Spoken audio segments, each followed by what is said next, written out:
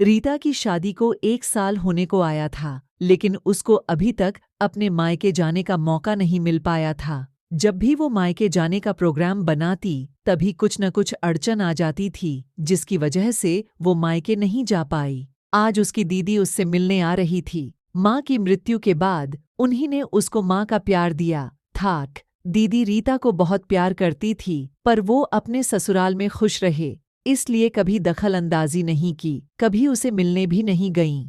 रीता के जीजाजी की एक मीटिंग थी, जिसके सिलसिले में उन्हें उस इलाके में 2-4 घंटे के लिए जाना था, तो मीता, रीता की बहन, से सुनकर रहा नहीं गया और वो बोली, मैं भी साथ चलूंगी। मीता आज बहुत खुश थी, आखिर अपनी छोटी बहन से जो मिलने जा रही थी इतने दिनों बाद, पर अंदर ही अंदर सोच रही थी कि उसके ससुराल वाले कैसी प्रतिक्रिया देंगे। रीता सुबह से सारे काम निपटाने में लगी हुई थी और तभी उसे याद आया कि उसने राजीव को तो बताया ही नहीं। हेलो राजीव, आज मीता दीदी आ रही है, घर तो तुम थोड़ा जल्दी आ जाओगे?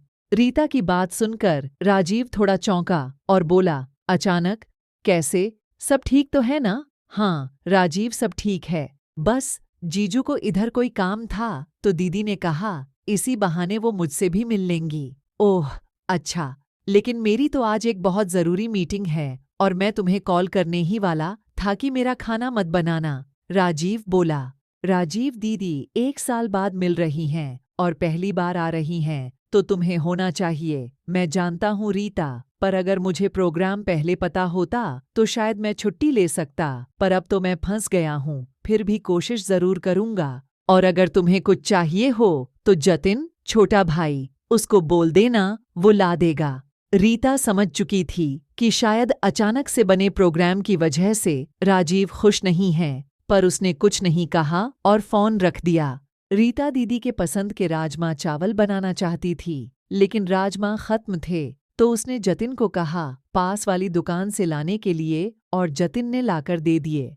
रीता ने जब राजमा बना लिए तो देखा दही भी खत्म है, और बिना रायते के तो राजमा चावल अच्छे नहीं लगेंगे। तो जैसे ही उसने जतिन को आवाज लगाई तो पता चला वो अपने दोस्त के घर जा चुका था। रीता को अब अपनी लाचारी पर बहुत अफसोस हुआ, पर दीदी के आने की खुशी ज्यादा थी, इसलिए उसने जो कुछ सामान था उसी की तैयारी की और पकवान बना लिए।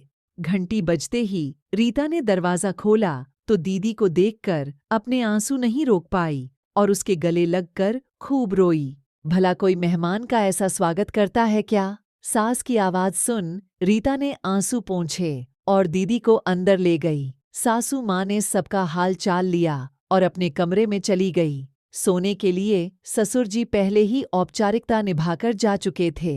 रीता अकेली थी। अब अपनी बहन की आवभगत करने के लिए रीता अकेली थी, लेकिन उसने कोई कसर नहीं छोड़ी और खुश कर दिया दीदी को। जब रीता रसोई में बर्तन समेट रही थी तो मीता ने उससे पूछा, तू खुश तो है ना? हाँ दीदी, बहुत खुश हूँ। आप बताओ, ऐसा क्यों पूछा? जानती है रीता, मैंने तुझे कभी अपनी छोटी बहन नहीं समझा, हमेशा बेटी समझा, और माँ बेटी के दिल में छुपी बात समझती है।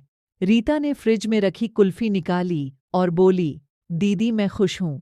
वो तो बस मुझे लगा कि सबकी व्यस्तता के कारण आपकी आवभगत में कोई कमी नहीं रह जाए। पगली, तू अगर खुश है तो मुझे और क्या चाहिए, पर एक बात हमेशा याद रखना कि कभी-कभी हम ऐसे हालातों में घिर जाते हैं कि उस समय खामोशी ही सबसे बेहतर विकल्प होता है। अब राजीव को कुछ मत कहना। आने पर अगर हमने पहले बता दिया होता तो शायद वो घर पर ही होता। अचानक से विचार बना, इसलिए वो हमें मिल नहीं पाया, पर अगली बार तेरे जीजू को भी साथ लेकर आऊंगी।